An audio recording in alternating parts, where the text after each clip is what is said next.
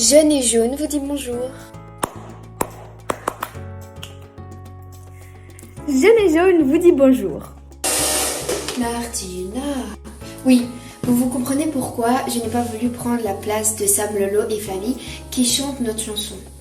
Mais c'est un air entêtant, j'aime le fredonner à l'aise dans ma salle de bain. Une chanson, c'est pas grand-chose.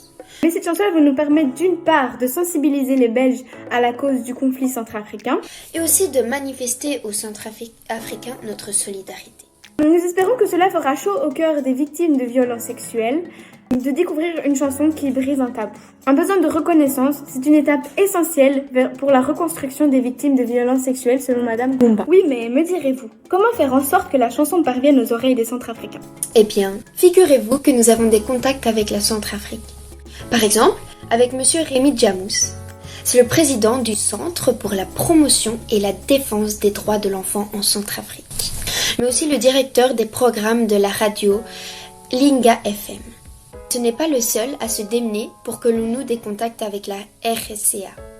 Nous pouvons citer un ami de Monsieur Djamous.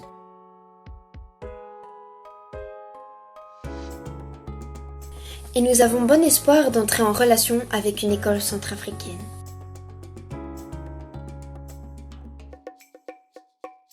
Et nous ne voulons pas nous arrêter là dans notre portrait de ce qui se passe en Centrafrique. Nous posons quand même la question suivante. Que peut faire un civil quand les combats font rage là où il est censé vivre? C'est ce que nous découvrons dans un sujet réalisé par France 24. L'exode est parfois la solution la plus sûre. Mais pour vivre dans quelles conditions? La fois prochaine, nous nous pencherons sur le sort de ceux qui n'ont pas pu échapper au combat et qui en ont souffert. Nous verrons dans un reportage impressionnant ce qu'une équipe de Médecins sans frontières parvient à réaliser dans des conditions très précaires. En bordure de Bangui, la capitale centrafricaine, 2500 déplacés se sont réfugiés dans cette école. Il y a 3 semaines, ils ont fui les violents combats entre les rebelles et l'armée nationale. Des combats qui font rage autour de la capitale depuis la mi-janvier.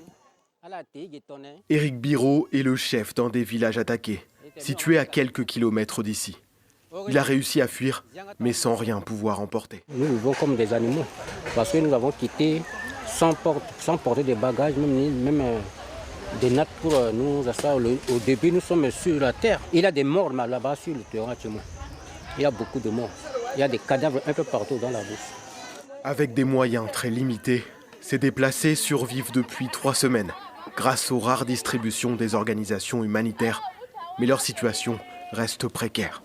Avec sa femme, cet agriculteur fait l'inventaire du peu de nourriture qu'il leur reste pour le mois. C'est pas beaucoup. Et pourtant, j'ai 5 enfants. Mais ça là, comment je vais faire? Dans une semaine, ça va terminer. Mais qu'est-ce qu'on va manger? Autour de cette école, plus de 400 familles vivent sans eau courante, sans électricité et avec des stocks alimentaires pour à peine quelques jours.